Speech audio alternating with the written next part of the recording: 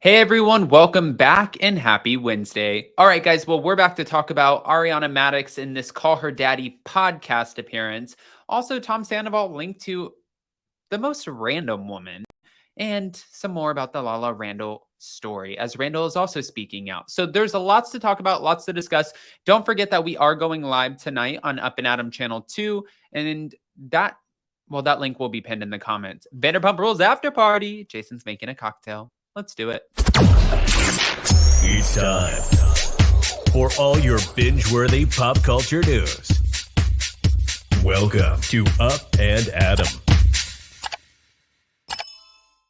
All right, guys. So there's some things that we've already heard before, but Ariana is sort of elaborating on them, and we haven't heard them from her. So I thought that this was pretty interesting. She did the Call Her Daddy podcast, and Ariana claims that Tom Sandoval and Raquel hooked up while they were all under the same roof. She disclosed shocking new details about her ex-boyfriend and ex-best friend's months-long affair during a sneak peek of her upcoming interview with the Call Her Daddy podcast host Alexandra Cooper. They had sex in my guest room while I was sleeping in my own bed. That he and I went into bed together, and then he left the bed and went to the guest room and f***ed her. Ugh. Although Madix discovered the affair after finding the video of Raquel on her then boyfriend's phone, she admitted that she may have turned a blind eye to the pair's flirty behavior. Not only did Raquel and Sandoval hook up while Ariana was near them, but the 37-year-old recently revealed that they had sex while parked in her driveway. According to Ariana, Sandoval admitted that they I don't want to say that word, that they hooked up in Raquel's car the night that the affair began, which also happened to be right after Ariana's dog, Charlotte, died. And he didn't have a key to get in, so he had to ring the doorbell, and I had to let him in.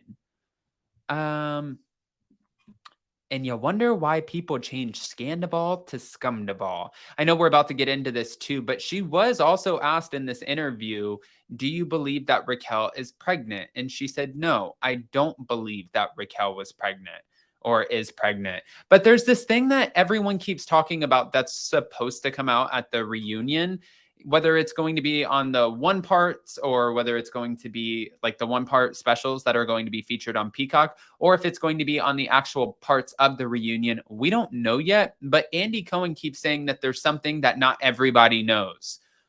Well, what would that be? And then people were wondering, do you think that it could be Raquel being pregnant? And Ariana said, I feel like they're hyping this. These aren't her words verbatim, by the way, but she feels like they're kind of making it into something bigger than what it actually is. And I don't think that Raquel would have been pregnant at the reunion and revealing that she was pregnant, because there were photos of her outside with Tom Sandoval smoking a cigarette, just like somebody pointed out in our live chat. So if she's outside just chain smoking a cigarette, like, oh God, how am I going to go in here and face all of these people? And she's like stressing her body out. I doubt that she's sitting in front of Andy being like, I'm pregnant. Right? Or maybe wrong. I don't know. Hold on. It keeps going. It always keeps going. Despite keeping quiet about the affair at first, Ariana has been making her media rounds in recent weeks ahead of the highly anticipated season 10 reunion. Last week, the Bravo celebrity sat down with Andy Cohen and revealed this wasn't the first time that Sandoval had cheated on her during their 9-year relationship. They think, by the way, the cast believes that Tom Sandoval hooked up with someone. Billie Lee, they believe that Tom Sandoval hooked up with, even though Ariana said, I do not believe it. I don't think that they hooked up, which is still great because she's always constantly giving the benefit of the doubt. It was Jesse Montana who brought this rumor to light a long time ago. And if you guys don't remember Jesse has been featured on the show a few times. He's a musician, does great hair. But my point is he was mentioned at the same time that this rumor that Tom Sandoval hooked up with Billie Lee was mentioned. Now, if you go back to the finale and you see when Tom Sandoval spoke to Sheena, and Sheena was like, how many other times? And he's like, one other time. She's like, is it someone that we know? And he's like, that's not fair. I don't want to get into that. And she's like, you're disgusting. So who was it? And Ariana said that she thinks that she knows who it is, but she's not exactly sure if she actually knows who it is. Last week, obviously, again, she sat down with Andy Cohen, but back in 2014, the wannabe rocker was accused of cheating on her now, She's known as the infamous Miami girl, but her name's Anne Marie, which he denied. However, Maddox said the two, in fact, did have sex, but she kept that a secret for years in order to protect Tom Sandoval. Yet this time around, things are a little bit different. She says she has no issues exposing all of his dirty laundry. Now, there was another thing that came out, and I'm going to keep this one short and simple because why wouldn't we? Tom Sandoval is being accused of hooking up with Darcy from TLC, but he's shutting down the allegations that he hooked up with her. But this is what's being said. Tom absolutely did not have an affair with Darcy. The Vanderpump Rules star's rep told Us Weekly on Tuesday. The clarification came after Darcy's daughter, Aniko, posted a since-deleted TikTok claiming that her mom told her she once had an unspecified fling. She said, me watching the Vanderpump Rules finale with my mom and her casually telling me she had a fling with Tom Sandoval 10 years ago. Yeah, well, people are watching, and of course, that's going to make headlines. The Darcy and Stacey star has not addressed her daughter's video nor Sandoval's response, and her rep also did not immediately respond to Page Six requests for comment. Well, speaking of Randall Emmett, no, nobody was, but now I am. I wanted to bring this up too. This was also added to a video that I did earlier. However, in his own interview, this was coming from Randall. Randall accused Lala of deciding to take this venomous path of danger, which I spoke about earlier. But he said, during our relationship, I treated Lala like a queen.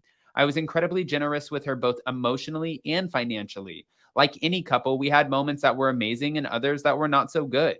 Looking back, I think it's safe to say that we both have some regrets.